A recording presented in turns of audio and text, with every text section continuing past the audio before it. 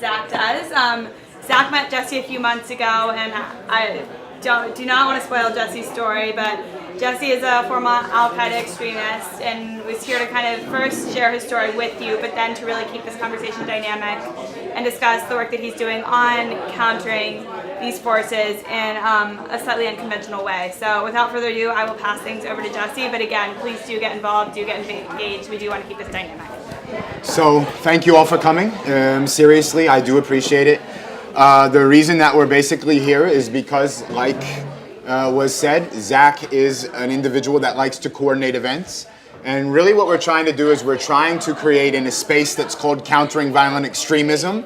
Basically, the gist of Countering Violent Extremism is to realize that the threats that we face, the counterterrorism threat in general, at its core is an ideological war.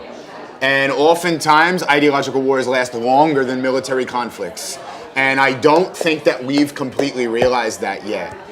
A lot of people have been saying that former extremists are the most valuable voices in CVE, and I want to reject that notion. Former extremists do have a role to play, but I would like to suggest that every individual that is listening to this talk right now has a role to play, because this is a struggle of our generation, essentially, and this is a generational struggle. And I do believe that every individual has a story. Every individual has experiences, and that if we look at the principles of my transformation and story that I'm going to tell over the next half an hour, and then we'll transition into a conversation about the current arena, the social, political, economic, and dynamic arena, I think that we'll recognize that every individual can live their life in such a way that can promote the values that we cherish. And I have come full circle from coming from a totalitarian, fundamentalist, literalist ideology, espousing terrorism and justifying it. And I was born an all-American kid. That's how appealing their narrative is. That's how big their network has grown. And we'll talk a little bit about how CVE works now. And we'll talk a little bit about how everyone here can contribute. And then we'll open the floor for discussion. And we'll just share a bit about who you guys are. You can ask me questions. We can engage in conversations after people reveal their backgrounds. And hopefully what we'll be able to begin, what Zach and I would like to do, is we'd like to launch a broader initiative in countering violent extremism absent governmental bureaucracy. Because one thing about terrorist movements, is that they're fluid. When we adjust our policies, they immediately adapt. And they're way ahead of us every time we try to resolve the issue. We have to use academics to study a phenomenon for 2 years. Then we have to have a year to develop the policy and to implement the policy if we're lucky. And then by the time we get off the ground and running, we're implementing policies on a situation that has already completely transformed itself. So we'll talk a little bit about the major components of what they call the CVE field and how my story and the principles associated with my story apply to that. So, my name is Jesse Morton. I was born Jesse Morton, of course. I'm an all-American kid. I was born in Pennsylvania in a small town. My father is from right outside of New York City. He was born in Cranford, New Jersey. And his father, my grandfather, would have been grandfather, who I never met, was supposed to be destined as the first Supreme Court justice in the state of New Jersey. My family on my father's side goes all the way back to the Mayflower. I'm a direct descendant of John Adams. My grandmother's side of the family on my father's side is sons and daughters of the American Revolution. John Morton, one of my descendants, is the youngest signer of the Declaration of Independence. I should have, by all accounts, been an all-American kid, right? On my mother's side, it came from a working class, industrial, transition from agriculturalist to industrial, World War II, basic, run-of-the-mill working class family. The reason that my mother and my father met was that my father had his own life crises when his father passed away at the age of 40 during his senior year of high school. And that was in the context of another radical movement, the countercultural movement of the late 60s. So my father decided to participate in that and basically try to drop out of society altogether.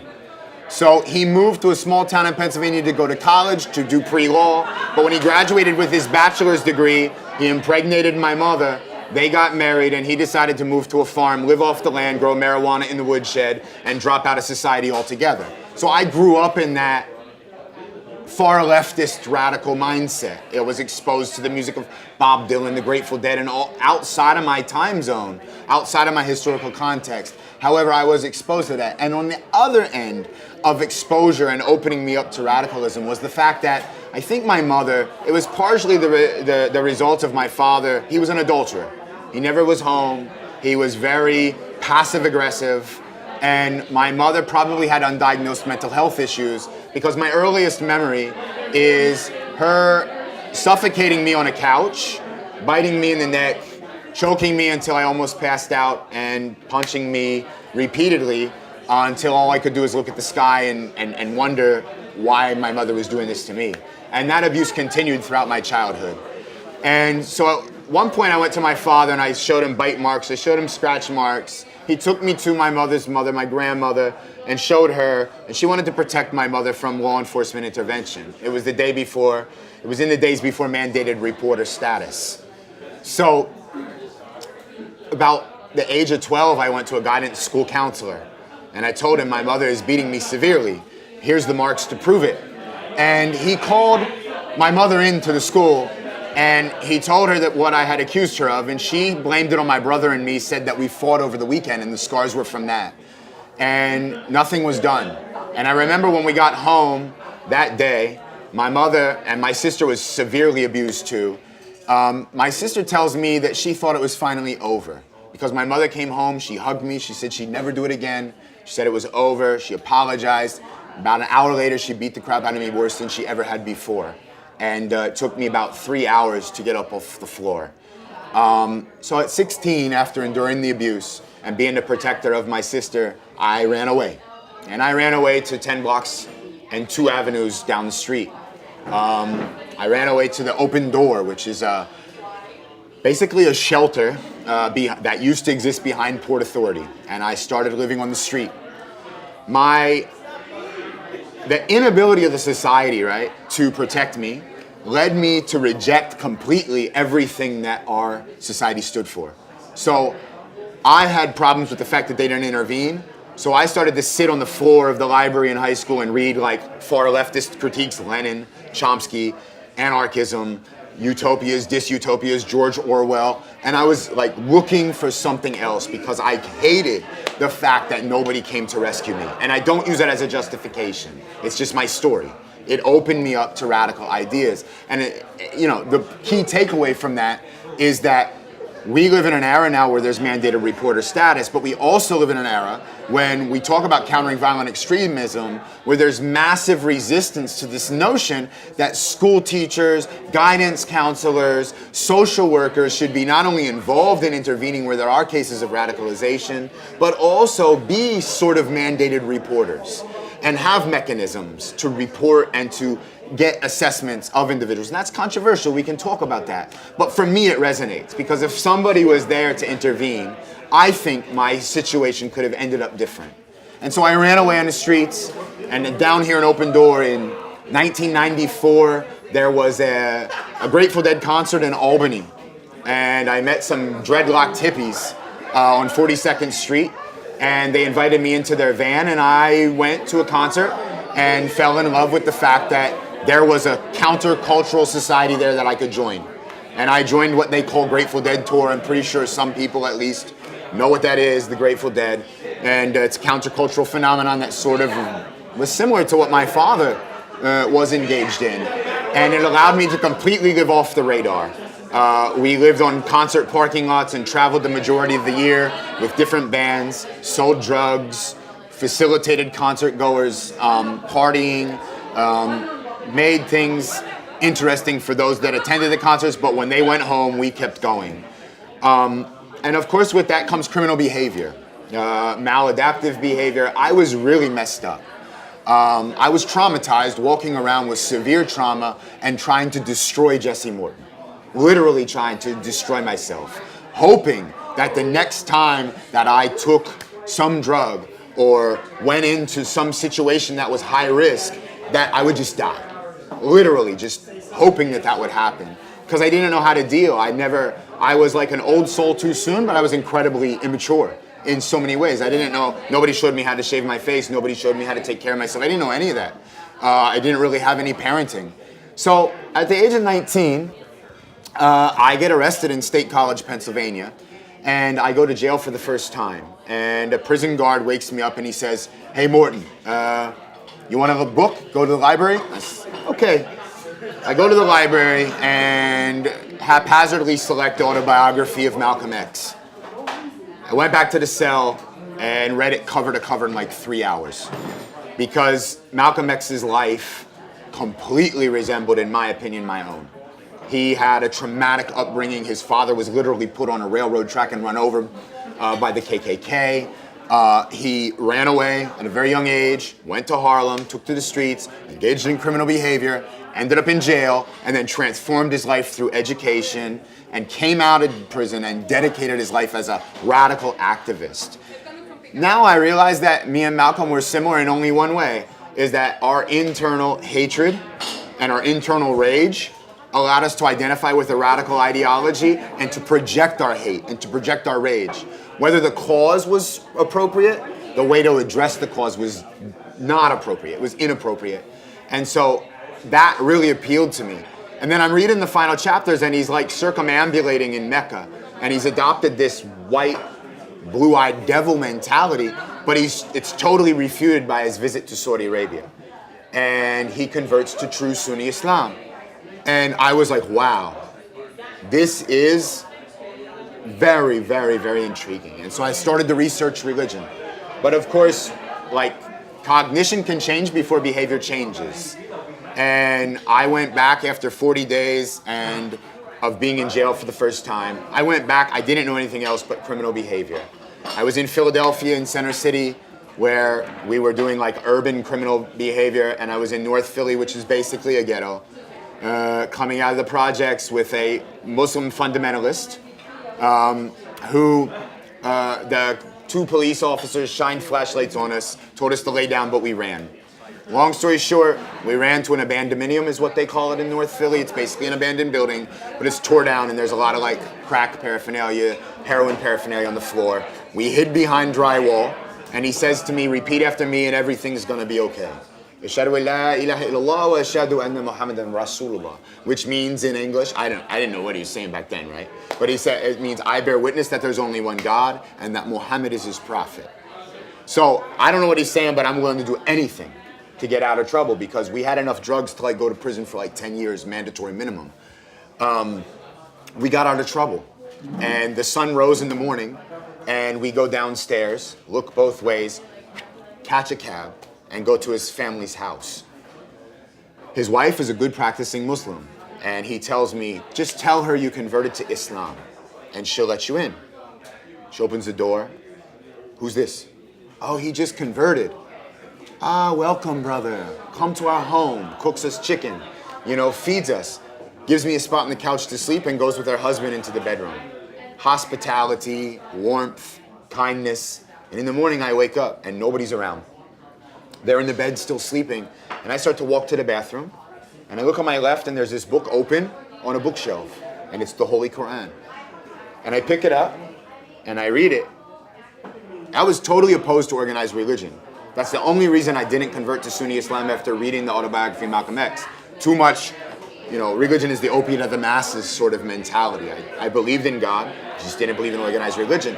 But the first line of the Quran that I read said, "This is a book wherein there's no doubt, guidance for people who have consciousness of God." So being opposed to organized religion, I said, I'm going to rip this thing apart. I'm going to destroy this thing. It has to be false. It has to be written by a man. And it appealed to me.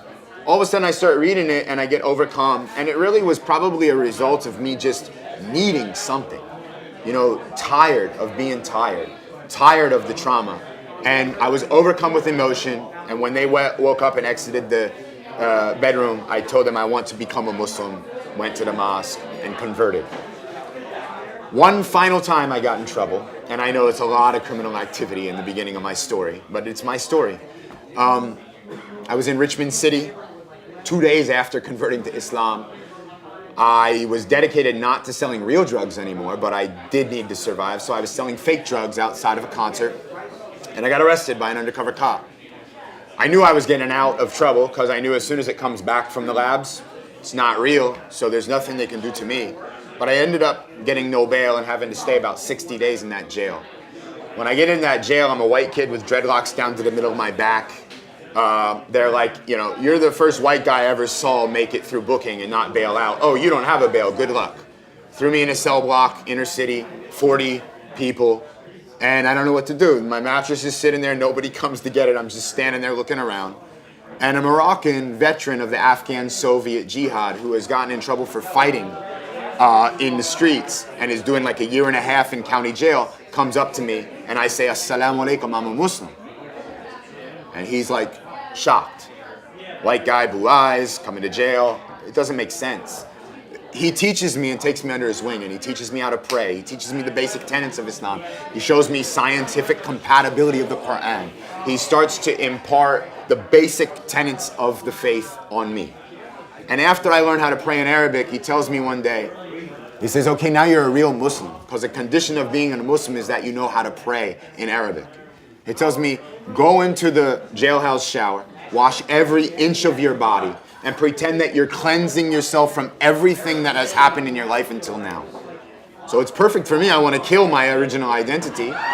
And he tells me when I get out, he'll give me a new name. So I go into the shower and I scrub every single inch of my body and I'm like, yes, I'm going to start fresh. I'm going to be a new person. I'm going to be a Muslim. I'm going to change my life. And I come out of the shower and he says, your name is Yunus Abdullah Muhammad.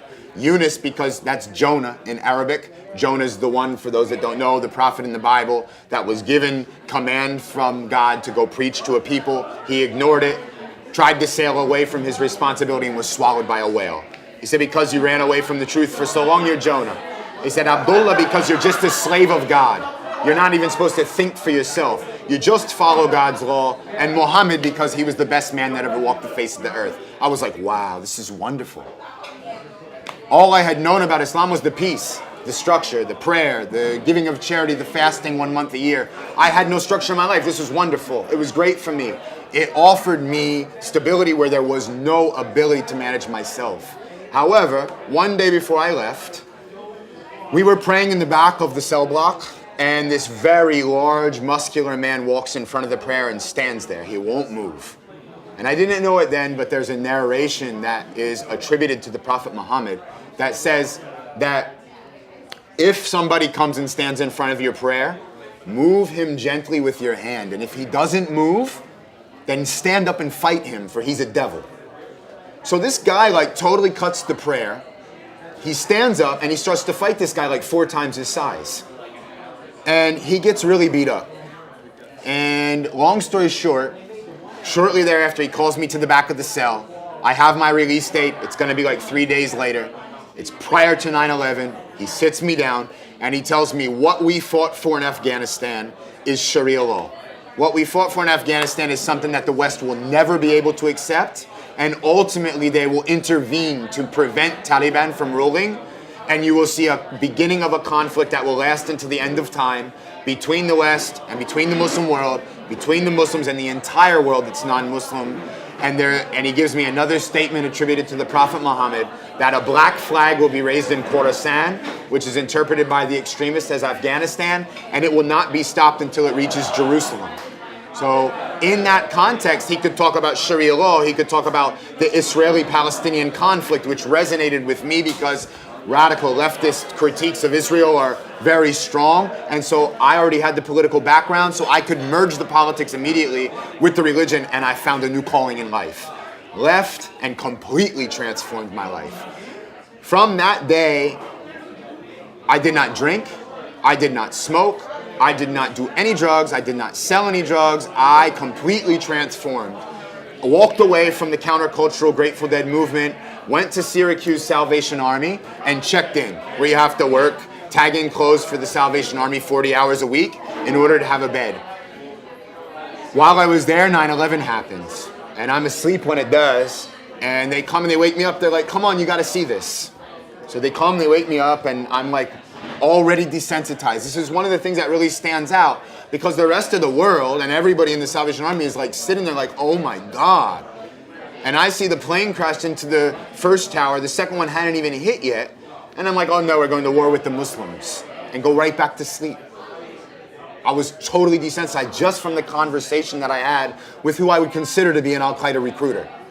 Arab, Moroccan, fought in Afghan Soviet jihad. Haven't seen him since, but definitely gave me some sort of purpose through the worldview that he sold me. And again, not his fault. I was searching for something to believe in. So I get called down one day, about 2 weeks later. No, it was about a month later. And the country is in hysteria. And so the manager of the Salvation Army has in front of him an Arabic prayer that I had in my pillowcase. And he says to me, "What's this? We're a Christian program. We told you that we didn't want you to display your faith openly." And I understand now, but it angered me then. Because I understand that the whole country was paranoid about sleeper cells and anthrax. But then it made me angry because he told me I had to leave. And he asked me, "Where do you want to go?" And I said, "Send me back to New York City." Right down the street. Got dropped off, Port Authority, Halloween night.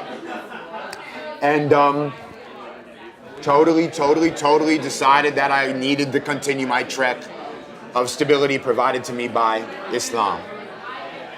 After getting Medicaid and staying in a shelter for a while, I went to Harlem, the old stomping grounds of Malcolm X, and I joined a program up there that's called Phase Piggyback. It's an organization that runs homeless shelters, it runs treatment programs, runs a whole bunch of social service programs, but it's former members of the Nation of Islam that converted to Sunni Islam. So now I'm in this house with 60 individuals. I'm the only white guy that's ever even stepped foot in the house, ever. And I'm a Muslim. So I'm like this, it's just strange for them to get their mind around. However, I've been reading and absorbing the religion like on a day-to-day basis, 12, 14 hours a day. So I start to talk about the religion and they realize that I really know it. And then I already was educated politically, so I was able to synthesize what was going on with the Iraq War, the Afghan War, the era after, as time progressed. Stayed there for about 2 years. And I would go to 125th Street where people shop and there's like radical booksellers, And one day I stopped to have a conversation with a radical bookseller and we engage in this intimate conversation, a revolutionary conversation about Malcolm and his role in the modern era. And like 20 people stopped to listen to it. And so I'm like, wow, I can really speak. And so people start to take me to 125th Street as like the white guy that knows Islam and knows politics, revolutionary politics. And I start to attract like crowds. Sometimes people are like, I want to convert to Islam and I have to walk them to the mosque. And I feel like I am doing my duty as a Muslim. I am doing what Malcolm did. I'm growing in influence, yeah? So I'm motivated by this. I feel powerful. I have a sense of purpose. I have a sense of meaning. I have a mission that I can contribute to. And I dive deeper and deeper into the speeches of Osama bin Laden. I dive deeper and deeper into the revolutionary politics of the Middle East. I dive deeper and deeper into the religion. I study at mosques all around here, 96th Street, 14th Street. Right down here is a mosque, 43rd and 12th, 43rd and 11th. I'm everywhere, studying under all the regular imams, but hiding the political stuff, studying Arabic with this guy, pretending that I just converted, going up to Harlem, preaching really radical. And one day I go to a college down on Varick Street, Metropolitan College of New York, and I'm like, I can't take out loans, but this lady, this vocational educational counselor told me to come here anyway. So they give me a placement test. I don't even have a high school diploma. And I passed the test higher than they had ever seen anybody pass before. So they put me in admissions and they tell me that, listen, we have a policy. If you get an associate's degree, you get your diploma, or your GED at least. And we're going to give you a scholarship. And if you keep a 3.7 GPA every semester, we'll continue to pay for you to go to school here. So I was operating as Jesse Morton in that realm. But in Harlem, I was Yunus Abdullah Muhammad. And I started college, and I started to progress at college, but I would always apply my studies to read more radical stuff on the side. I would always switch it into being able to use the computer lab to watch bin Laden's speeches, and I'm staying up to date. I'm studying online audio lectures from the famous radical preachers in Britain that are really, that's the area, the arena where there's most English-speaking radical material. And I'm starting to look for an outlet. And one day, I walk along Madison Avenue for an annual Muslim Day parade.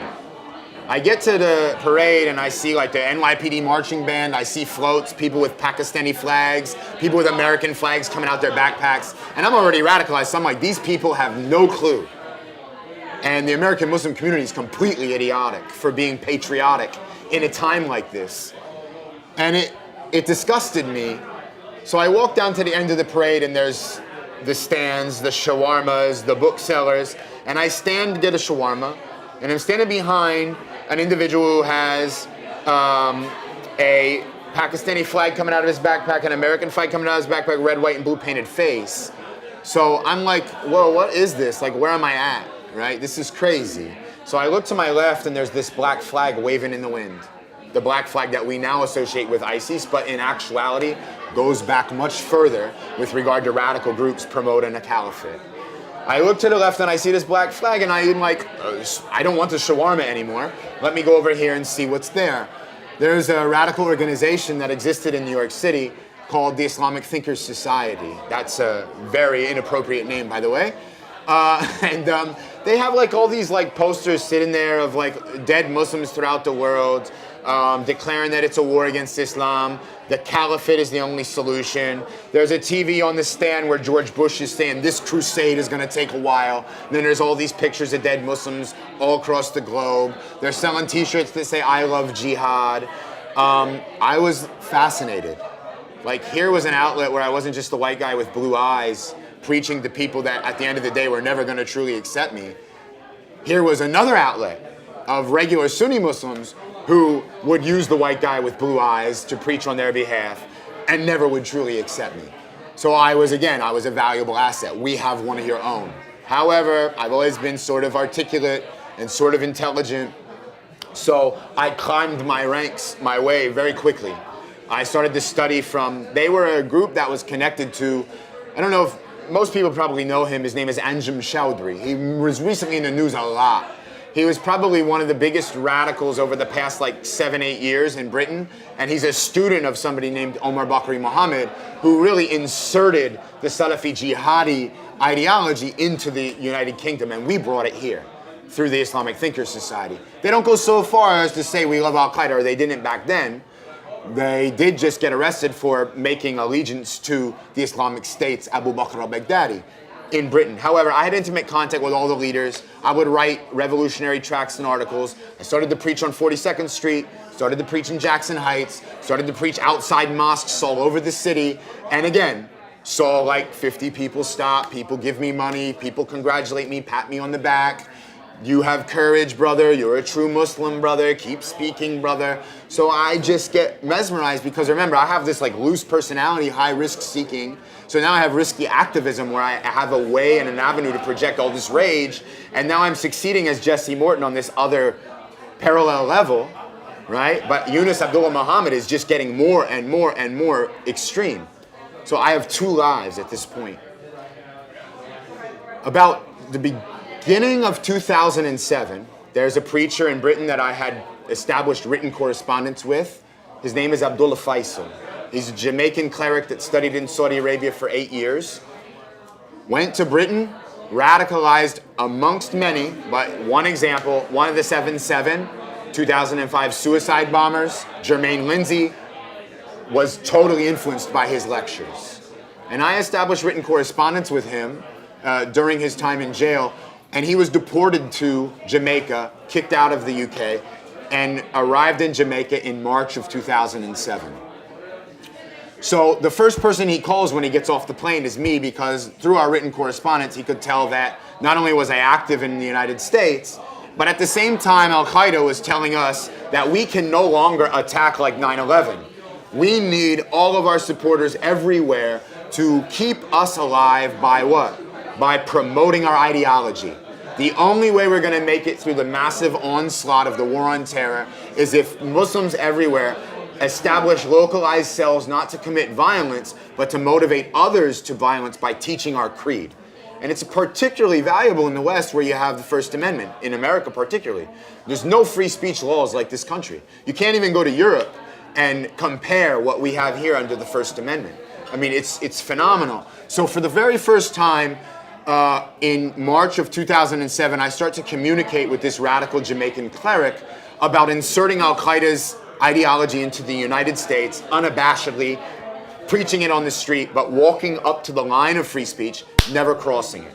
So if somebody wants to engage in violence, I'm not going to facilitate their connection to a terrorist network. I'm just going to preach that it's okay to do whatever you want. So the speech, bridging a radical to an act of violent extremism, it was very, very, very much planned. At the same time, Jesse Morton was doing really well. I was running a nonprofit organization. I was a certified mental health substance abuse counselor, family counselor in the state of New York. I was running a nonprofit organization on Classen Avenue in Prospect Heights, Brooklyn. I was going to work every day like I was just a normal citizen, and I got accepted to Columbia University for a master's degree in international affairs. My goal there was to graduate with my master's and move to the Middle East to become a radical professor, right? And to project into the United States the ideology of radical Islam. I made it through Columbia, but toward the end of my first semester, I started an organization with Abdullah Faisal and a cohort of mine who was my best friend, who was an Orthodox Jew who converted to Islam in Israel, joined the Palestinians, and then moved back to here after going through some controversy. He already had a basic following over the nascent Web 2.0 platforms. He was already experimenting with YouTube, which just came out. And so he was sort of somebody who was already connected. And Abdullah Faisal was like this religious, legitimate figure that had credentials and qualifications from Saudi Arabia. So when he said something religiously, it went. He was almost qualified in the West to pass what we call fatwa, a religious edict.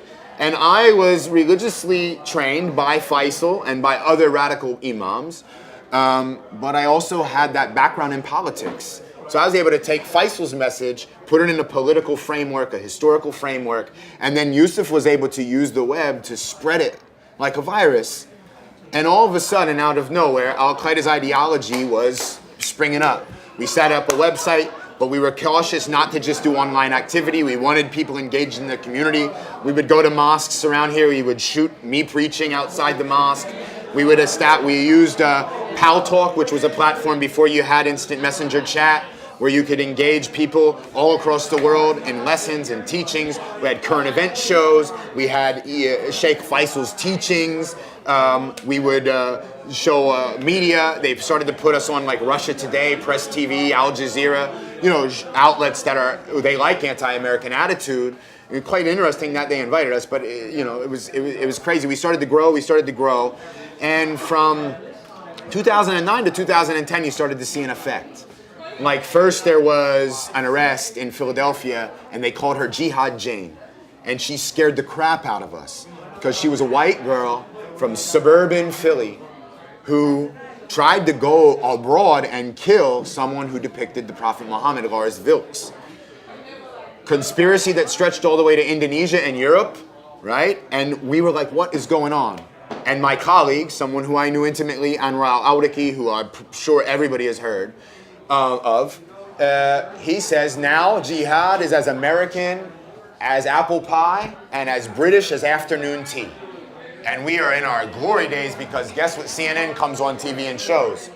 Jihad Jane was a student of Revolution Muslim. And so we start to attract a lot of attention. But there's nothing the US government can really do because we have First Amendment rights. So we're literally out there in the streets telling them, you Muslims are afraid. You can talk all you want about jihad in this country. Not realizing that that's somewhat of a contradiction, right? Like, you're talking about how free you are to speak here, and if you went over to the Middle East or a Muslim country and spoke like we spoke, you definitely end up in some serious trouble, probably disappeared. Anyway, I digress. Continuing on, I graduate from Columbia with honors. Nobody at Columbia realizes I'm the beard. They know I'm a Muslim. They have no clue what I'm doing outside. People start to catch on. Mahmoud Ahmadinejad comes to Columbia to give a speech. There's pro-Israeli protesters outside. Myself and Yusuf go there. We hold up a flag that says, a banner that says mushroom cloud over Israel. Anti-Semitism is great for rallying the masses. We use that. They beat us. They put pictures of we made the New York Post. We went viral on the internet with the far-right blogs, and they became our best allies because every time the far-right blogs, anti-Islamic blogs would cover us, we could use that to portray that the United States in general was at war with Islam, so on and so forth. We continued to develop the use of YouTube, made videos on YouTube that to this day exist. I'm sorry to say, they have, if you add them up cumulatively, millions of views. They're incredibly good, even unto today, where video production has far advanced. Young kids are still seeing them, young kids are still sharing them, young kids are still uploading them, and I regret to say that they're still influencing people. And that I say that to suggest that that's the world we live in. Is like digital media is eternal. There's nothing you can do to pull back something that you put out there, whether it's an idea or a word, it's eternal. And more so than ever before because it's not localized anymore, it's global. Anybody can access it, anybody can translate it, anybody can chop from it and turn it into something modern, has no historical restriction, has no spatial restriction. And so we live in a very serious world that the terrorists totally understand. And we understand to some degree, but I think misunderstand how to counter it. So the transformation comes when I go to Saudi Arabia, I become a professor, long story short, they kick me out. They kick me out because I am affiliated with an interview on CNN that says that we're commanded in the Quran to terrorize the disbelievers, right? And it goes viral. Perfect time. Hi, how are you, Imam? Yeah, good to see you. We're almost through the story that you've probably already heard. So, and then we'll open it up for discussion. Yeah. Yep. So basically, I'm in Saudi Arabia and I'm teaching at Imam Mohammed ibn Saud University, which is the alma mater, so to say, of my sheikh and his scholars, and I'm like in heaven, and I'm realizing my dream, and I'm living in a fundamentalist society, and all of a sudden this CNN interview airs. About 3 days later, Major Nidal Hassan goes into Fort Hood and does what he did, and my CNN interview is now attached to a network that I am building and sometimes not even directly connected to. And my organization is now appearing in the press regularly every time there's a terrorist attack or an attempted terrorist attack. They kick me out of Saudi Arabia and I come back and I'm flying through Heathrow Airport the minute that Omar ibn Abdul Muttalib, the underwear bomber, tries to come into the country in Detroit and blow himself up in an airplane, and luckily it didn't happen. So again, I get back in the country, and I have a child now. I'm on CNN on a regular basis. Media's calling me every day, and I'm now rejecting interviews, and I'm faced with this choice. Am I a firm believer that's willing to go forth no matter the consequences, or am I gonna stop? And I chose to continue going. I couldn't help it. I was addicted. I was drunk on the wine of the jihadist ideology. I was mesmerized. I was gone. I considered it my obligation at this point. I didn't care what happened to me. I didn't care what happened to my family.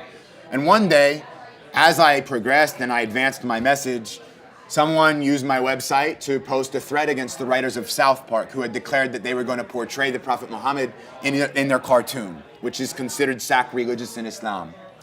And they did do that. And so when the episode came out, and the press saw the front page of revolutionmuslim.com, all of a sudden, every single press outlet in the world had picked up this story because we just threatened people, and with the precedent of Salman Rushdie, with the precedent of Theo Van Gogh, we totally conspired to use this as a way to create more polarization in the society, and at the same time, to radicalize Muslims and to try to get them to support our cause. I do have to say that very few American Muslims supported our cause. However, it did create a massive backlash from amongst anti-Islamic crowds, so much so that they started an Everybody Draw Muhammad Day on Facebook. And by starting an Everybody Draw Muhammad Day on Facebook, they generated a lot of controversy. Pakistan got so upset that they shut down Facebook. And Facebook convinced them to relaunch it after one day. The lady that started the Facebook page, a death threat was put out against her, and it was put out. I am ashamed to tell these parts of the story because At the time, I realized it, but I didn't realize it. Now, in retrospect, I do realize it. We started a magazine, myself and Samir Khan and Anwar al-Awlaki, that set the precedent for what we see today called Inspire Magazine in Dabik. The very first issue of Inspire Magazine, which, by the way, if you don't know it, it is the magazine that everybody quotes when these children try to build bombs. And the reason that they build the bombs, or they have a recipe for building the bombs, is because there's an article in that first edition that's called How to Make a Bomb in Mom's Kitchen. And it was released in the context of the woman who drew who started the Everybody Draw Muhammad Day page. So things just go out of whack after that. People that follow my movement are starting to join Al-Shabaab in Somalia because they've established the quote-unquote Islamic State and Sharia law. They're getting arrested, they're getting interdicted, some people are making it. And the person that posts the original South Park post tries to travel there and he gets arrested. So I know that the end is nigh, and I get on the next plane to Casablanca, where my wife is from, and try to flee to a country where there's no extradition treaty with the United States, thinking that I'll be protected there. I get there and I start to teach English, and I start to privately tutor, and I start to go to banks to teach very smart Arab millennials how to attract foreign direct investment. So I'm doing consultancy for banks, and I'm making it. Wages in Morocco are certainly not what they are here, but we're living comfortably, my wife and my 2 children. And the fascinating thing is, while I'm there, the Arab Spring breaks out. So it starts in Tunisia, then there's protests about sugar in Algeria, then Egypt is off the wall. And I'm having all these conversations with Moroccan youth, and I'm trying to defend Islamism. And I know, because I have a master's degree from an Ivy League school, I'm not ignorant of how Middle Eastern people think. But at the same time, I'm really shocked because not only are they intelligent, right, and very bright, but they want absolutely nothing to do with the worldview that I hold. And they're quite capable of refuting why. They have no problem with Islamists. They have no problem with the Muslim Brotherhood or the groups that exist in Morocco that promote political Islam. They believe that people have a right to believe in those groups, but they themselves don't want anything to do with them. What they want is free speech. What they want is liberalism. What they want is human rights. And we engage in these conversations continuously to the point where they start to express some anti-American sentiment, and I find myself reflexively defending the United States, which is shaking me a little bit. I start to hold it, to show you how far it went a little bit. I've always been fascinated with the American Revolution, and particularly an individual, Alexander Hamilton, right? The first Treasury Secretary. And I've always been fascinated by what they call Hamiltonian economics, or what used to be called the American system of political economy, which is basically erased from our economic textbooks. And I started to teach them Hamiltonian economics. And I started to find myself, because my belief back in the day was that the American Revolution was beneficial, but that we had become the empire that we rebelled against, that we were now the British. And that was the way I framed it in the context of the Jewish conspiracies. The Jews run the world and they run the country, and the foreign enemy, and all of bin Laden's rhetoric. And so that was a first step, this contact with individuals that they didn't want to, and they were fascinating me. And I was sort of looking at this Arab Spring that was fascinating to me. It's just amazing how people were willing to do what they did. It motivated, I think, the whole world. I mean, look at the protests that it bred the Occupy movement. It bred protests in Spain. It bred all kinds of stuff in Europe about, Britain restricting public education, all the way to Wisconsin, trade unionists, or when they tried to make it a right-to-work state, and they're holding signs we are in solidarity with the Arab Spring. But unfortunately, I missed it, because I was picked up 2 weeks after Osama bin Laden was killed, coming outside of a Salafi Jihadi mosque in Casablanca. And I was imprisoned for extradition to the United States, where there was no extradition treaty. I was charged in the United States with one charge of communicating threats, 5-year maximum. I didn't want to face it because I'm a dedicated soldier, right? So when they issued the indictment in Casablanca, there's a prayer that Muslims give, right? And you pray 2 sets of prayer, and then you ask God to allow you to make a proper decision. And even Yusuf al-Qaradawi, the head imam of the Muslim Brotherhood, said you could go fight jihad in Libya. Even we were promoting a no-fly zone over Libya, right? So I'm praying this prayer, and I expect God to give me a feeling in my heart that says I should travel to Libya to fight jihad. I'm finally going to take the ideas and put them into action. And I arranged with a Quranic teacher that I had to pick me up. They were going to transport me in a roundabout way and get me there. I was supposed to leave at midnight the next night, and I made this prayer, and I stand up, and I have 2 babies now, Zubair and Abdul Haq. I walk by the crib, and all of a sudden both my babies wake up at the same time, and they're just looking at me. And I'm like, there's my sign. I look at my wife in the bed, and I say, you got to go back to the United States and face this. You did this, and you got to face it. And this is part of your struggle. Still a believer, still a ideologue, like still just drunk. But shook a little bit because I was removed from the extremist network that I was heavily embedded in when I left the country. I kept contact with them, but it wasn't like we weren't eating together. We used to study Islam like laying on each other's laps. Like the idea that the extremists are harsh, that they don't know anything about their religion. We studied Islam all day together, like with real preachers. They might not have the proper interpretation of Islam, but we put way more work into understanding the religion than the average person that goes to the mosque. And that's my experience when people start to say things like, oh, they took the book Islam for Dummies, right? We always hear that. They don't know anything about their religion. I think in comparison to somebody who's religiously trained, that's true, but the majority of Muslims in the world are not religiously trained. And so I don't agree with that sentiment, and because we're going to talk about CVE, I'm trying to mention these side remarks because they tap into what we face right now.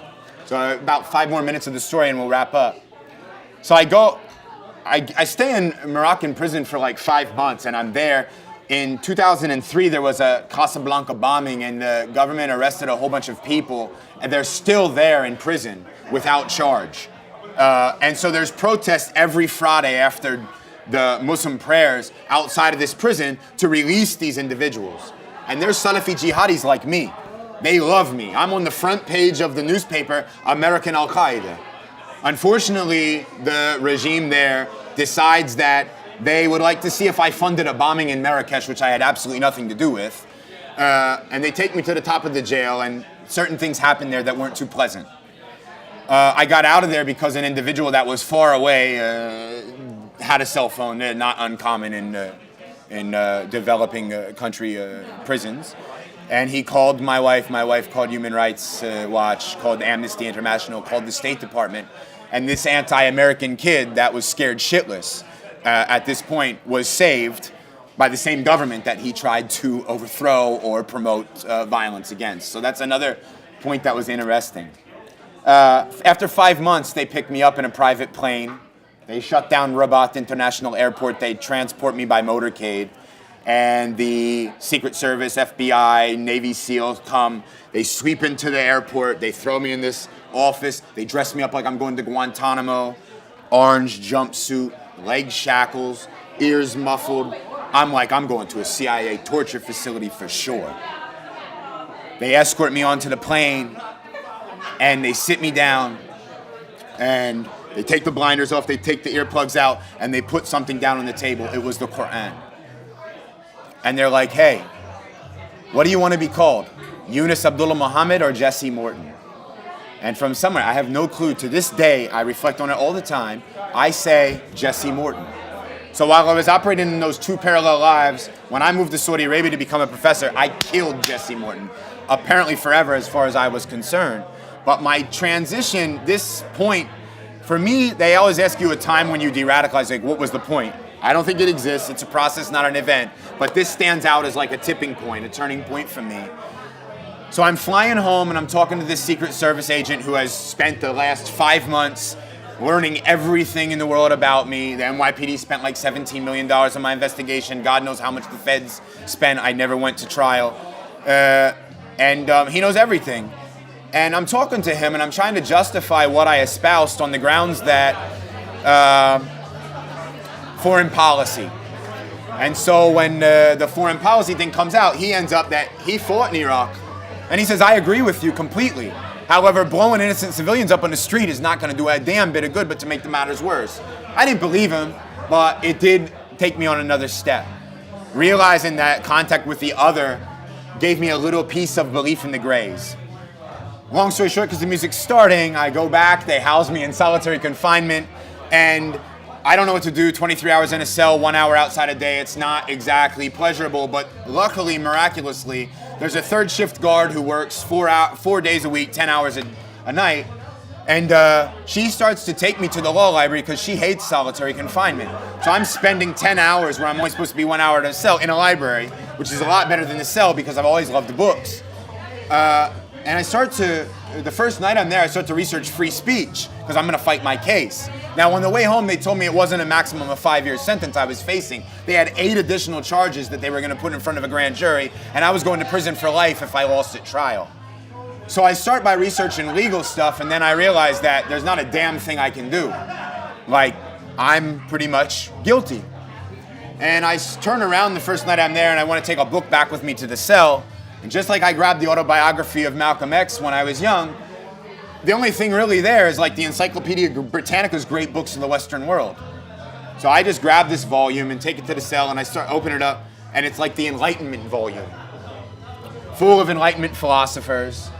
John Locke, Rousseau, John Stuart Mill, Thomas Paine, and I had read this stuff. Like, it's not like we're not taught it in high school, but when you're in a cell by yourself 23 hours a day for the majority of days, and you have to really think about yourself and think about the world around you, if you read intimately the Enlightenment philosophers, you will know very quickly exactly why Western civilization pulled itself out of sectarian conflict, why they birthed the age of reason over religion, why the scientific method, how it arose. I mean, it's obvious, right? We all know this. But when you really engage with it, it is fascinating, right? It is fascinating to see how they play off each other, the progression, blah, blah, blah. So I started to dissect this, and I started to come into contact again with my roots, and I started to, not to downplay the rest of the world, but I started to value Western civilization. I mean, a lot of people don't believe in civilizations. I do, whether there's a clash between them, I don't. But I do believe in civilizations. And I start to re-identify with Western civilization. So after about 5 months of going through this reading process, I take a plea bargain that maximizes my sentence at 15 years. And I go in, and in order to get this and not get life, I have to be completely truthfully honest with the FBI. They conduct an interrogation called a debriefing process, and the very first session I go into is the individual that flew me home, the Secret Service agent, and he brings a female agent. And the female agent is sitting there, and he's sitting there, and they ask me, why am I still publishing articles? Because I was still publishing not violent articles, but articles that were sort of creative, sort of politically minded, that were asking for donations from my family because I had to provide for my wife and my children, and I was smuggling them out of the jail, and they were somehow ending up on the internet. And I say, I have to write. Well, I'm in solitary, I have to write. And he says, no, you have to incite. But the female agent interjects, and she says, I don't think there's anything wrong with your articles, and I think you're a good writer. And I really liked your last article on, Syria was really starting to become messed up. So I'm like, what the hell is this? Good cop, bad cop, right? But my debriefing process is real long because they got binders for me. And so this lady just keeps she's a human being. She loves her family. She's talking about her country. And it's apparent that she's not really worried about regular Muslims. It's not a war against Islam. She just wants to know if these people that have been influenced by my message, if I know them intimately and if I believe they're going to go on to commit violence. And one day a kid comes to the cell in solitary confinement, and he did the Arlington Cemetery thing. There's a big plot. He was going to do X, Y, and Z, shot at the Pentagon. And he tells me that there's other people out there that he's coordinated with, and there's 3 attacks coming. And so I'm faced with this major conundrum, what do I do? The feds are coming to meet with me on a regular basis, and I tell them. And they think I'm just trying to get out of prison, but they do their research and they interdict and prevent some terrorist attacks. At the same time, they're bringing me academics, they're bringing me the behavioral assessment unit, and they're trying to talk to me from a case study perspective but I had read a lot of the literature on radicalization, the NYPD homegrown report that sort of is problematic. I had read all that. NYPD came to see me, we got in a fight. And long story short, I started to contribute from a cooperative perspective, from law enforcement perspective, and also from an analytical perspective. And they tell me, all this is great, but you're not going to save yourself. You're not going to get any time off for this. And I tell them I don't care. I think that at this point in my life, I should change and try to do at least some good with what I have left of it.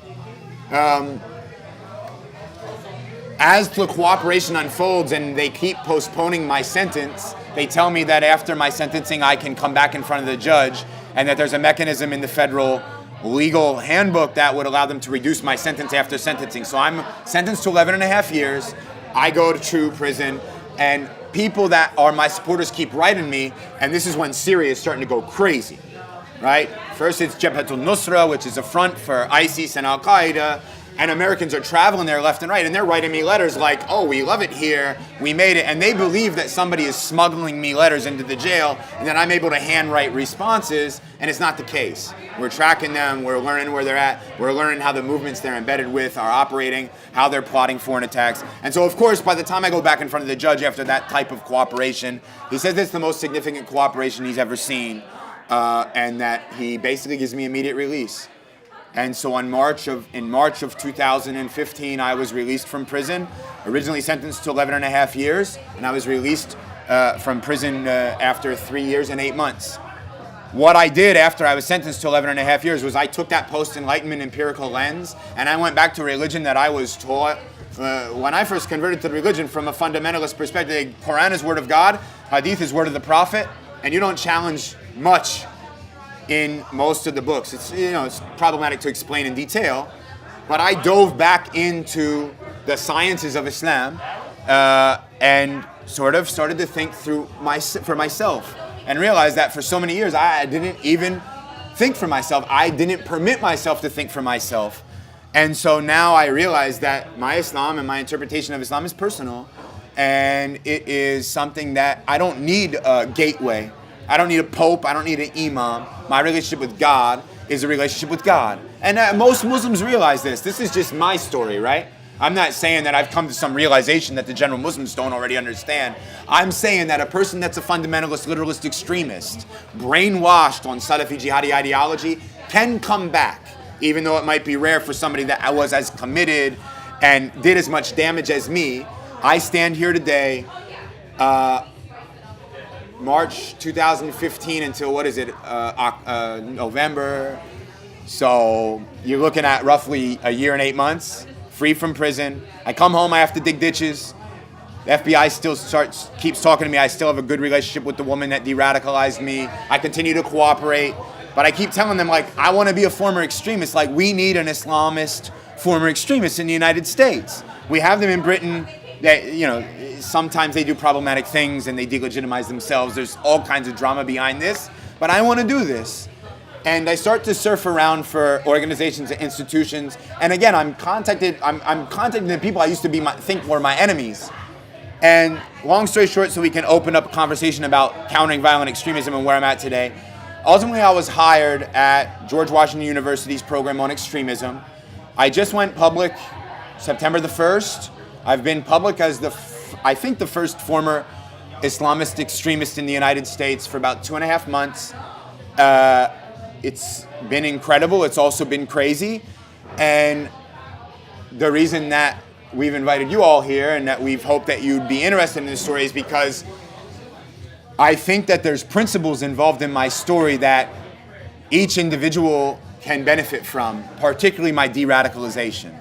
I think that what we see happening in the world today is a certain indication that all of the war on terror for 15 years plus, all the bombs you drop, all the weapons you build, all the engagement and alteration of strategy that you conduct, even though it's a part and parcel of any war, is going to do absolutely nothing to resolve the core of the conflict.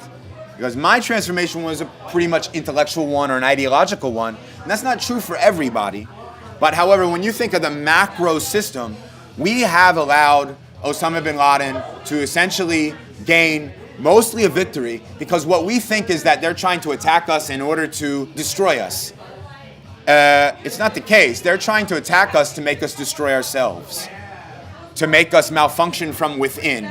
As Osama bin Laden put it, he said, this is a war of attrition. We are waging a war against you like we waged in Afghanistan against the Soviets. And within 10 years of that war, we were able to bankrupt the Soviet economy. And inshallah, by God's will, we will bankrupt you too. And he said, all we have to do is send 2 members of Al-Qaeda to wave a black flag anywhere in the world, and you will send an entire infantry on behalf of your multinational corporations to go to attack that entire territory. And so over time, you will bleed yourself to death. Death by 1,000 cuts. And that's the objective.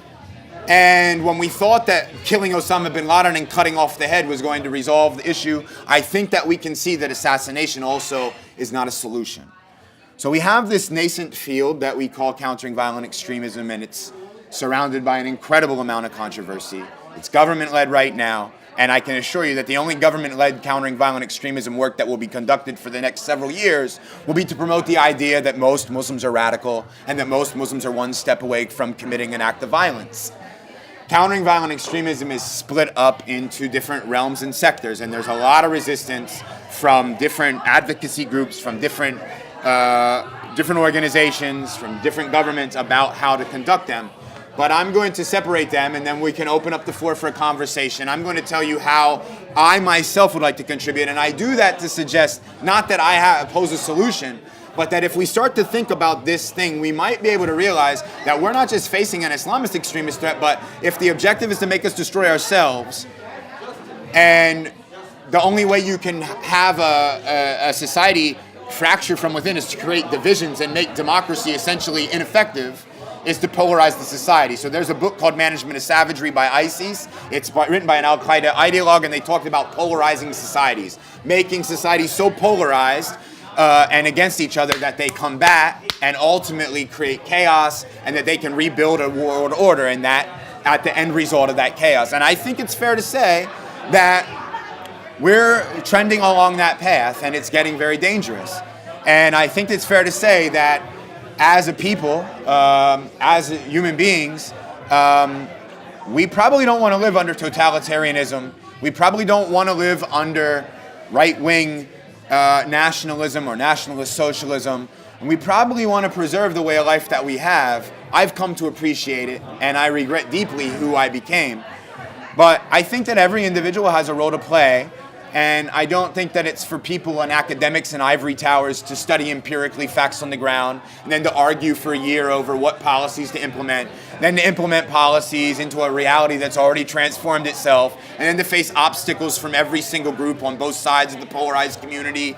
That's not the solution. The solution is for individuals to take it upon themselves to do something with their lives that's valuable, right? And to contribute, understanding that this is essentially a struggle that should be important to each and every single one of us. So we talk in countering violent extremism, in the realm of prevention.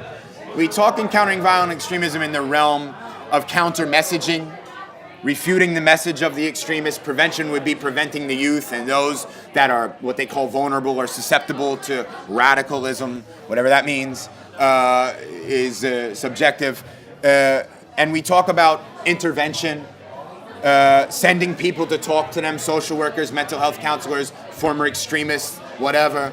We talk about interdiction, law enforcement. Right now, the general consensus amongst the critics of law enforcement is that it's basically entrapment, that they're going to youth and that they're setting them up. They have mental illness. They're sending informants in to try to force them to do plots, and that it's one big grand conspiracy against the American Muslim community in order to spy on them and in order to criminalize them and in order to part and parcel of a war against Islam in general.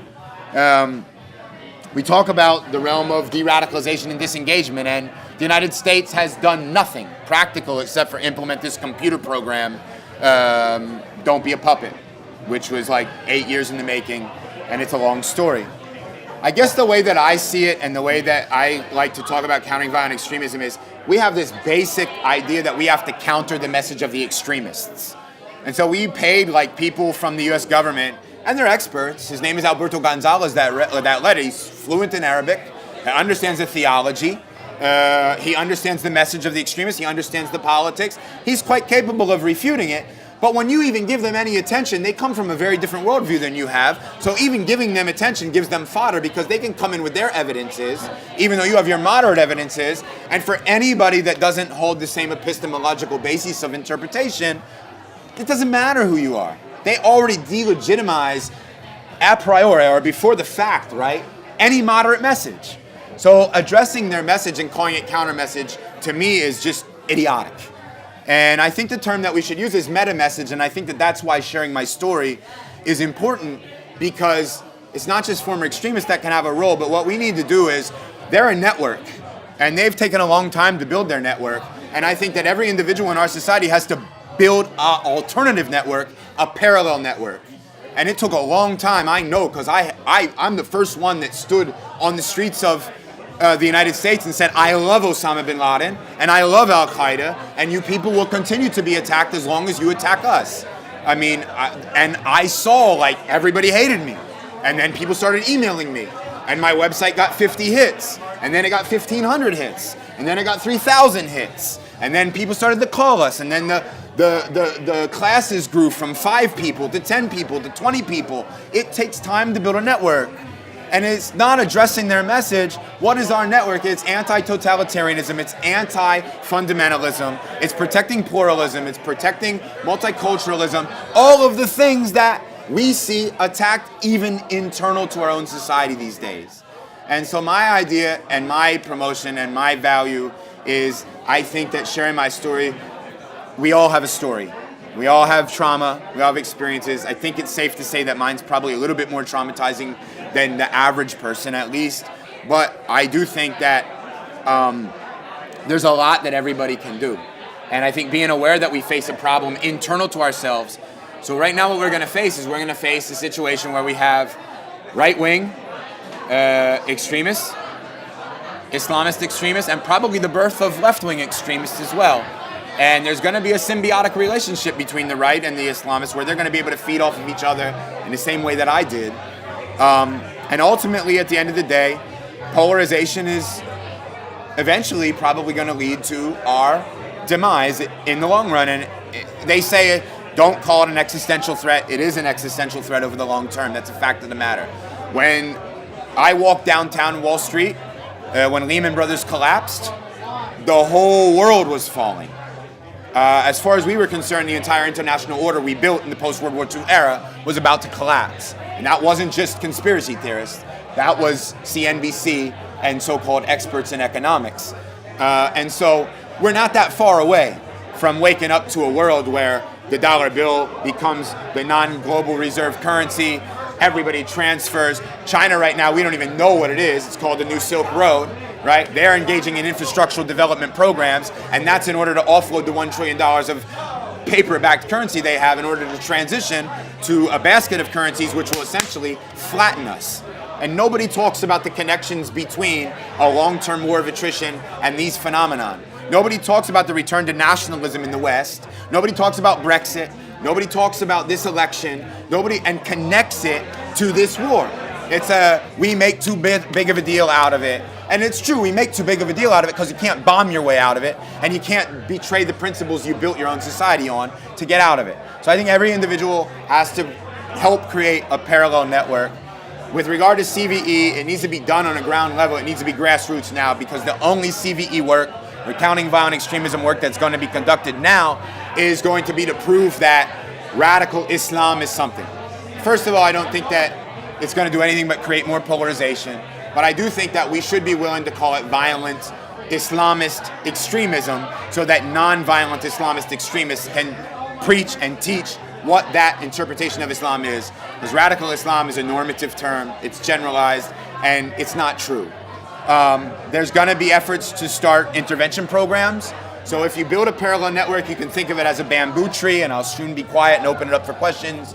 Bamboo tree grows like 4 inches in 4 years. And then in the 5th year, it grows like 50 feet. That's how you build a network. Like, you started with a group of 300 individuals that were veterans of the Afghan Jihad that fled to Sudan and then got kicked out of Sudan, and then 25 of them went back. And that's Al-Qaeda on 9/11. About 300 people, core operatives. We should probably contemplate that 15 years later. That's it. You can't kill it. It's a war of ideas. It's a battle for hearts and minds, whether we realize it or not. CVE started in the aftermath of 9/11 with a woman by the name of Charlotte De Beers. And I'll show you how misguided we were. She was a retired marketing manager for Uncle Ben's Rice. She brought Uncle Ben's Rice brand name back. And so Colin Powell is sitting in front of Congress, and she's now put at the head of projecting pro-American propaganda into the Middle East. And Congress is like, what? She doesn't know a thing about the Middle East. What qualifies her? Here's the answer. Well, she got me to buy Uncle Ben's Rice. So she can obviously sell the American system to Muslims. That's where we started with CVE. Now we're at a point where 0.01% of the counterterrorism budget goes to waging a war of ideas. That was just published in a good report by CSIS, Center for Strategic International Studies in DC. Very good report. You should read it if you want to know more about CVE. So we go on from there. We have 50 individuals that are coming home with terror-related offenses in the next 5 years. We've put them in what we call communication management units, what we basically could call Guantanamo in the United States. A young kid who's 19 that is sort of committed. There's nothing you can do because there's no intervention mechanism other than to make sure he doesn't go on to commit an act of terrorism. So you send in an informant, he agrees to do an act of violence, he goes to prison for 10 years, 15 years, and now you throw him in a prison unit with a real Al-Qaeda operative for those 15 years, and then you're going to release him on the streets, and there's no intervention in that prison to give him de-radicalization initiatives, and then he's going to be under the monitoring of probation system, which has no preparation for terrorists returning home to prison. So I would suggest to say that it's time for a radical transformation in the way that we see this war on terror, and that the United States government won't help us, that it will be the obligation of our people, and that if we don't try to contribute in any way, shape, like we got artists, we got bankers, we have venture capitalists, we have so many people just in this room alone. Everybody here has a talent. And what a better way to put your capabilities and your talents to use than to address an issue that, whether we realize it or not, is a very serious threat to, I don't want to use the term our way of life, but to the way of living that I think everybody here enjoys. So that's my story. That's an introduction to countering violent extremism. And that's an effort to sort of motivate everybody to think about the times in which we live and the way in which we live our lives, and maybe a contribution that we can make to making the world a better place. Thank you very much. Questions and conversations. What do you think the next 4 years means in terms of extremism and just kind of the number of people you think who would get involved with that message? Well, just in terms of like our president-elect and the rhetoric this election. So she said, what do you think of the next 4 years? And the number of people that are going to fall for the rhetoric of extremism. I think what you've seen, like, I just gave a talk today at the Anti-Defamation League about anti-Semitism, and I was alongside of a former right-wing extremist. And he talked about how back in the day, they were like Nazis with tattoos and bald heads, and then they came to the realization that they needed to mainstream the message. I think, long story short, the right-wing extremist message has been mainstreamed. And I think that it's due to the fact, I don't blame just the undesirables. I blame the elitist mentality of the educated class of our society for neglecting the needs of working class society. I think at the same time there's a war between extremisms, I think there's a class war in our society. I think that people that are educated and born with incredible affluence forget the gifts that they've had and forget we have a very bipolarized economic situation. So until you address the issue of inequality, until you address the polarization that exists at economic, political, and social levels, I don't think you understand what extremism really is, because it's holistic, right? So yes, I do think people will buy into the rhetoric, but interestingly enough, what I think it will lead to, I don't make predictions, right? But I think that it will lead to a decrease in right-wing extremist violence, because they'll feel in some way vindicated and as if they can work with the administration. But if the administration goes towards the general Republican consensus, then you'll see that, but I don't think they will. I think they'll balance it out. They'll bring in the old guard, and they'll also bring in the extremists to keep everybody happy. But I think what you'll see is a further polarization internal to us, where the left will go more left, and the right will go more right, and everybody will go Islamophobic, and it's a complicated situation, which could only lead to further implosion of, it's exactly what, if you really believe the enemy is the terrorists and Islamism or whatever you want to call it, then they're kicking our ass, because they're not waging a one-year war, and they're not trying to attack 9/11 again. They're trying to make us destroy ourselves, like I said, and to make us malfunction from within. And I just always reflect on Lehman Brothers collapse and how scared. Like, I walked from Columbia to Wall Street, literally walked, just because it was like, I was with a professor, hedge fund manager back in the day, became an academic, and he's like freaking out, and I don't give a shit because I'm revolutionary, right? So I'm just walking. I can totally remember every face. Every face was like, what is going on? It can happen like that. So I just think it's something we need to think about. I'm not predicting doomsday, but Thank you so much for sharing your story. I can't believe it. My question to you is, what does your family mean to you today, and how were they affected by the years when you were kind of returning back? And more specifically, when they're old enough to understand, I don't know how old they are now, but what do you hope they take away from that? What would you teach them in terms of your story? So my original birth family I didn't talk to for many, many years. When I went public, my mother, who abused me, sent me an email in capital letters, happy interviewing. And I sent her an email back and I said, you did this to me, it's part of my story, and whether you realize it or not, you left trauma in myself and my sister that we're gonna have to live with for the rest of my life. I haven't heard from her since. But my father, I've been able to reestablish a connection with for the first time since I ran away at 16, which is kind of interesting. He said he's very proud of me. My wife and my ex-wife and I tried to reconnect when I came home from prison. I was digging ditches when I first came home. I thought that was my destiny, and she thought that was my destiny, and quite rightly so. She moved on. But she luckily moved close to where I live now, and I have about 50% custody of my 6 and 7-year-old kid. I've reconnected with them. They're not old enough to understand. But I think one of the true values of living in a democratic society and a liberal society and a pluralistic society is, I think that what we've lost is this idea that we can change, and forgiveness and humanism. I was humanized or rehumanized by an FBI agent. And if you knew how many nights I sat in my cell and fought that, right? Because she was a human being, and this is the devil. This is the enemy, right?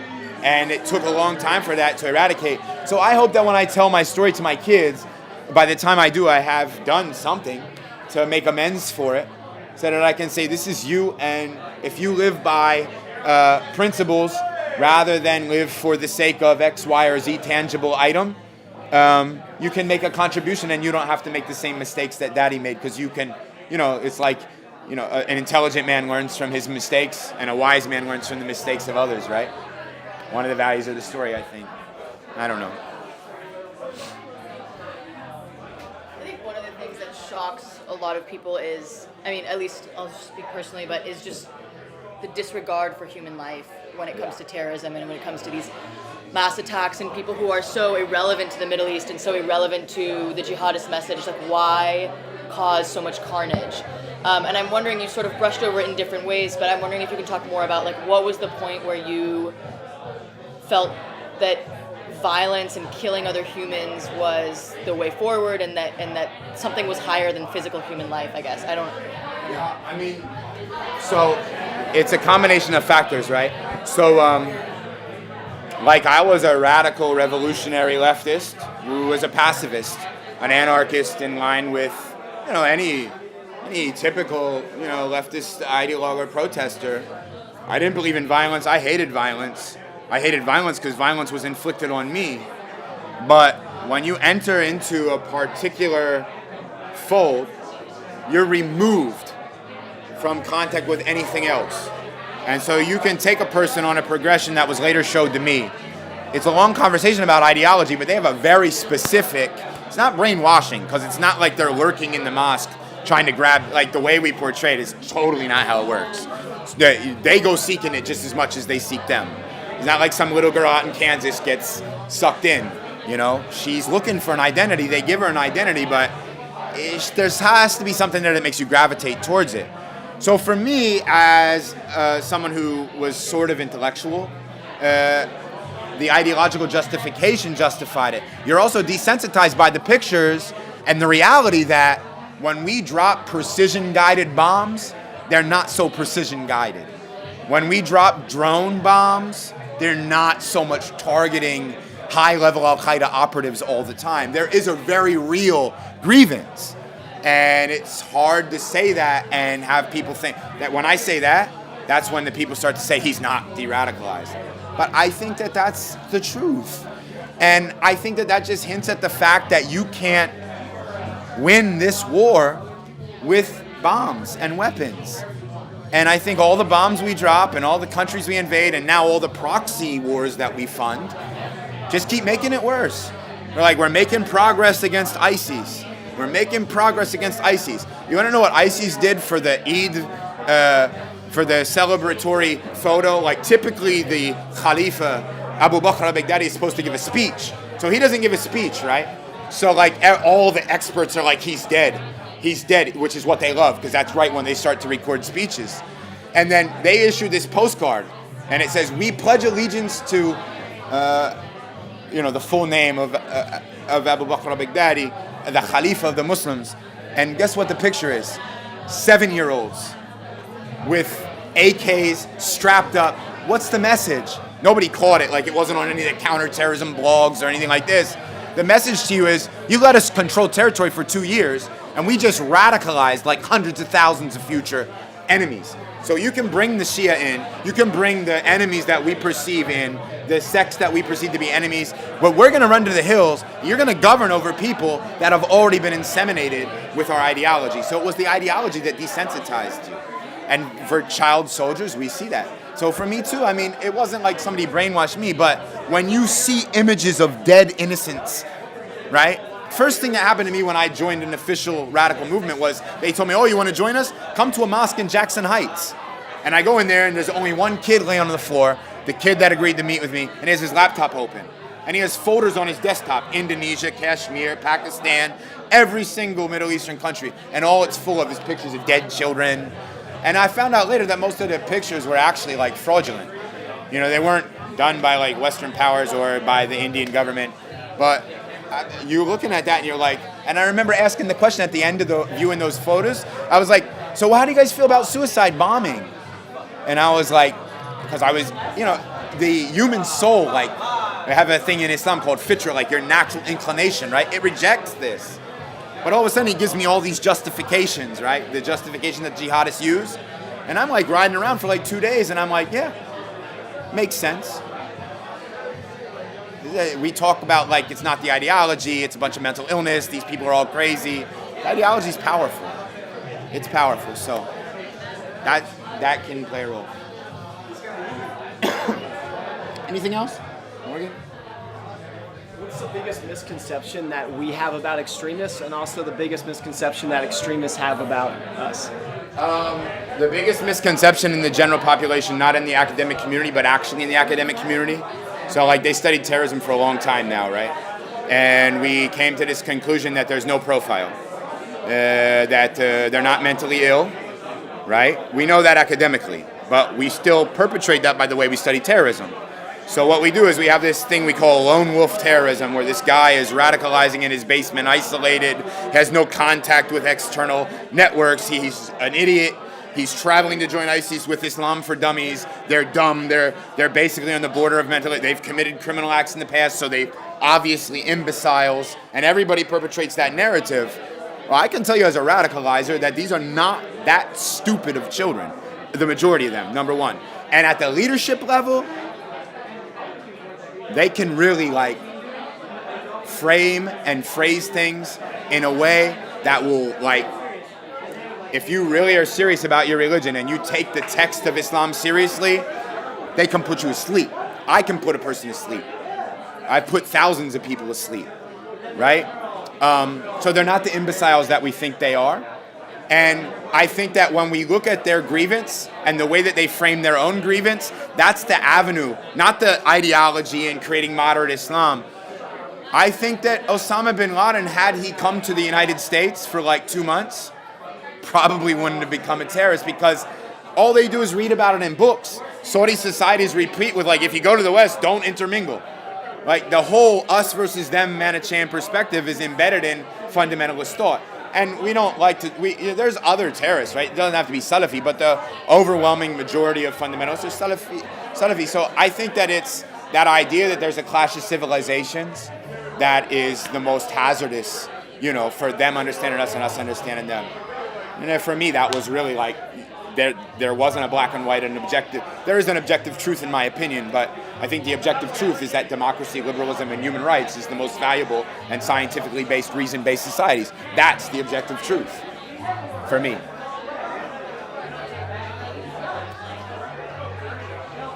How can America unite as a nation under a president who clearly wants to divide? I didn't hear you. You didn't hear me? How can America unite as a nation under a president who wants to divide? I mean, you're talking about polarization and the need for people to unite. How are we going to do that under President Trump? Well, it's not just Trump that's polarizing. Our society's been polarized for quite a long time now. Probably, if you really look at it, since the beginning of 9/11. That polarized our society because it led to George Bush and then a total resentment from the Democratic Party predominantly, and even his own damn party. He was so horrendous. And then Barack Obama came in and it was like the Messiah is here.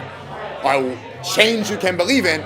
But we all went home after. I didn't vote for him because I was radical back then. But people voted for him, they elected him, and they thought, that's it, it's over, we can go back to normal. Nobody did nothing.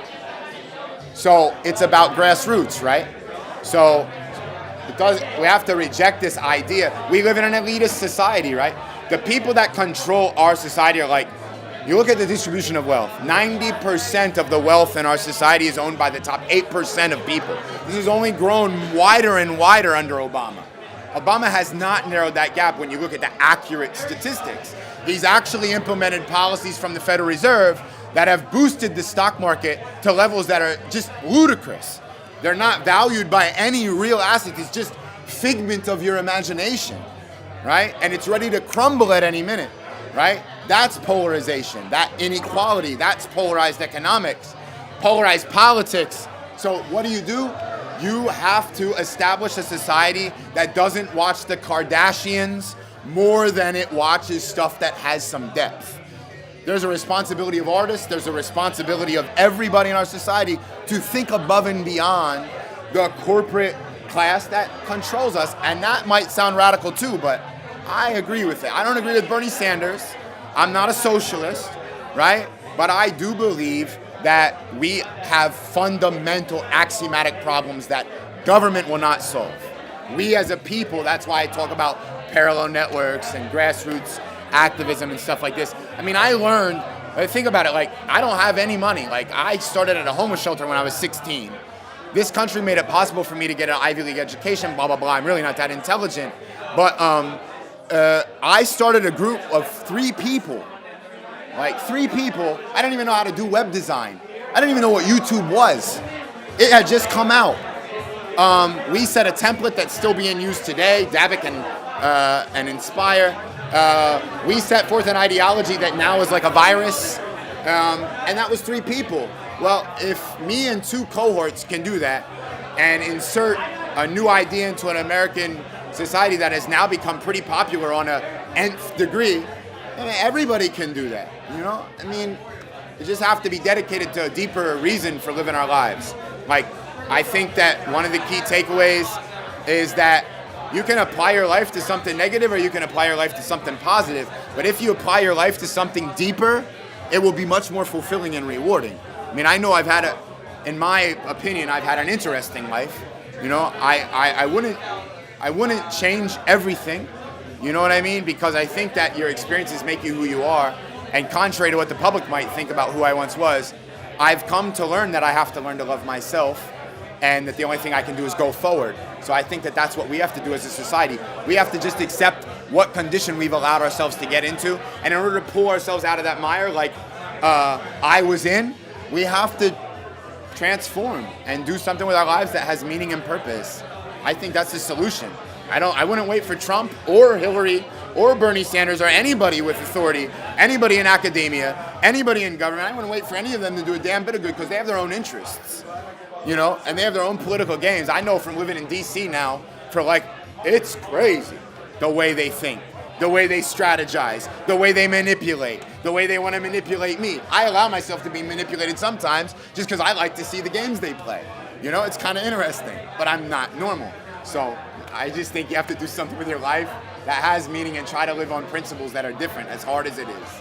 That's the only solution. Sorry, any more comments? Or does anybody want to talk about anything that they're working on or anything that they're doing or anything that they're interested in or anything?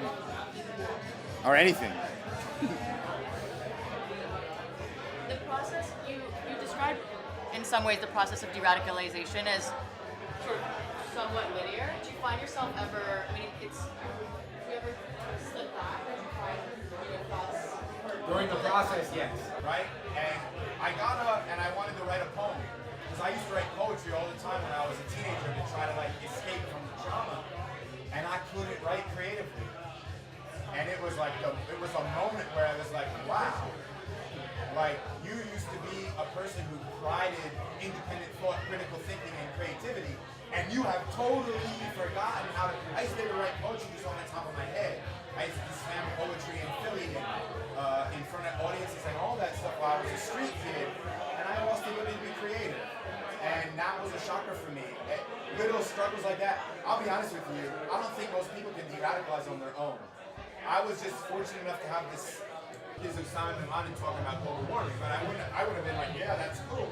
If I hadn't had contact in the context of the Arab Spring with other people that saw the flaws in his thinking, and then getting picked up and being asked what my identity was, I think that taps into the trauma, the psychological thing, with me being able to separate myself from the jihadist thing to do, and to step outside myself and look at myself. I think there's principles at each stage.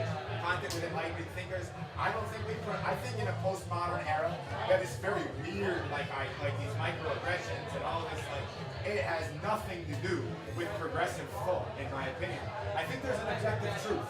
I think the value of enlightenment ideas and empiricism can be measured, but I think sometimes we over-empiricize things. So our academic community is always trying to measure shit. You can't measure ideas. You can't measure. Social science is not science. I said that once to an NYPD specialist, and literally, I thought she was going to choke. So, anyway, I just think there's principles you can learn from everybody's story. I think that's why it's cool to learn and listen to former extremists or whatever, you know?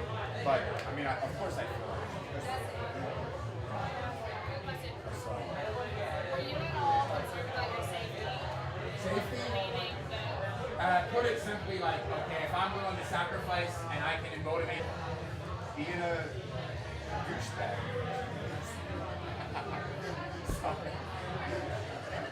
Sorry.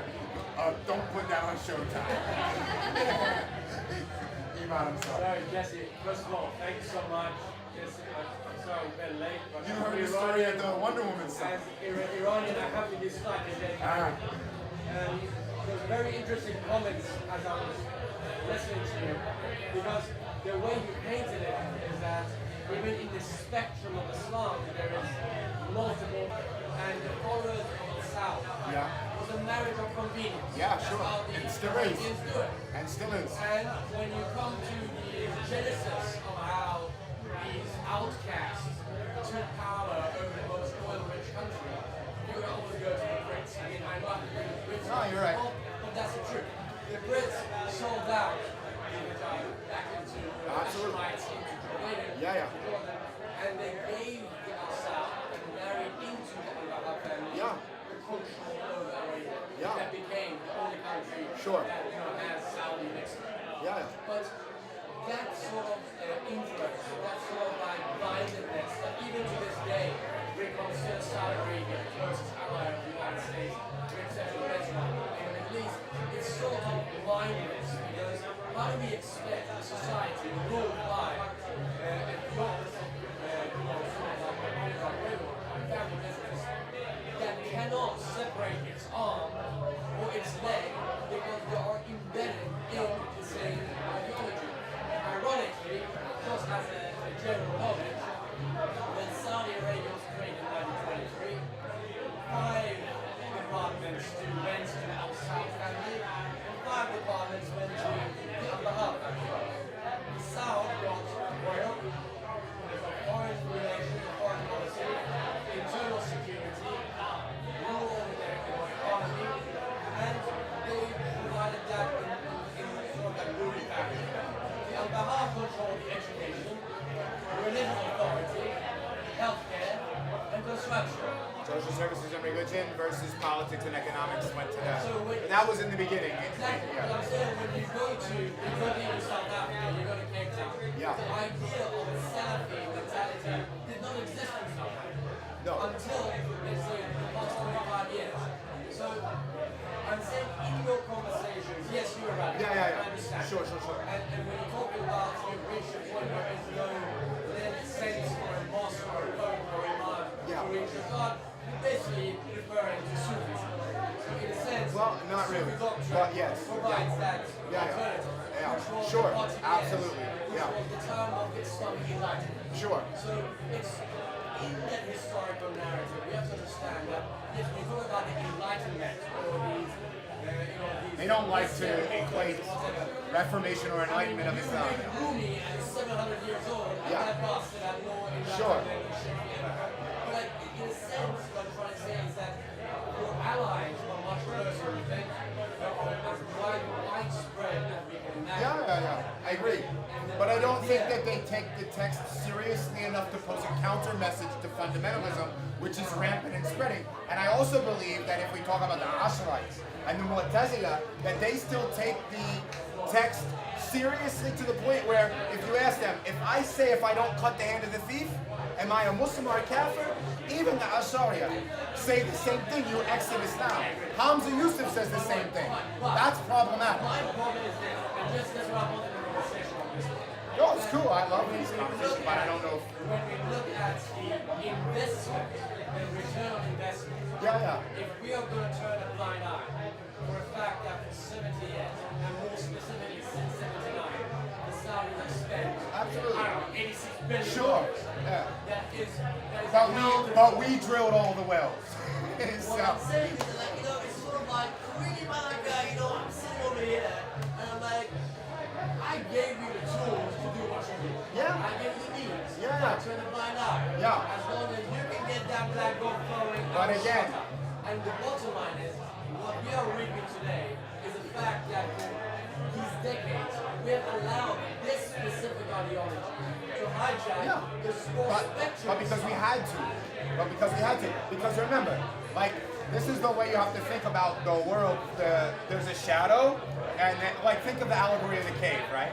So, like, John Dewey conversation is like, we need to do this, we need to do that, we need to do this, and they're like, we don't think that you should be using the term we because of who you used to be. And I was like, well, I spent the last 3.5 years like tracking your citizens abroad, and I'm not going to go on, but critique is valuable for my own personal reformation. I'm not going to say that there is a guarantee that I'm de-radicalized and will never change. I don't think there's any risk. But you have to continuously work on yourself. And like when I came to the realization that it was weird, like I'm sitting with this organization that works on trauma, and they address trauma inside of communities through like this mind-body meditative mechanism, and it's proven empirically to work. And they're like asking me to work for them, and I'm telling my story, and I start crying a little bit, like a little soft sometimes. And like the psychiatrist is like, yeah, we really want you to work with us. And like I'm thinking the whole time we're talking, and I'm like, okay, I will, but you gotta treat me for trauma first. You know what I mean? Like after all this time, I finally, after all these years of thinking I was de-radicalized, realized I still have like a tremendous amount of trauma that I'm afraid to address. Right? So I got an appointment with him in like December to see how that goes. Just any